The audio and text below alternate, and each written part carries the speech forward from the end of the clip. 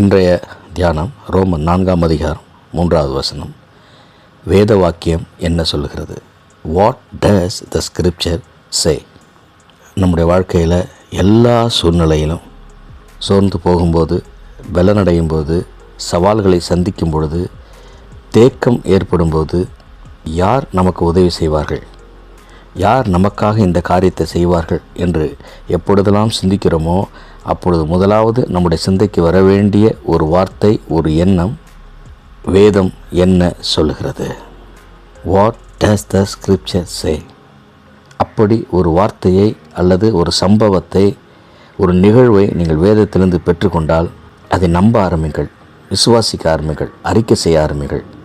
வார்த்தையை அனுப்பி குணமாக்குகிற கர்த்தர் இந்த வார்த்தையை உச்சரிக்கும் பொழுது அந்த வார்த்தையை அனுப்பி உங்கள் சூழ்நிலையை மாற்றி உங்களுக்கு ஜெயத்தை கொடுப்பார்.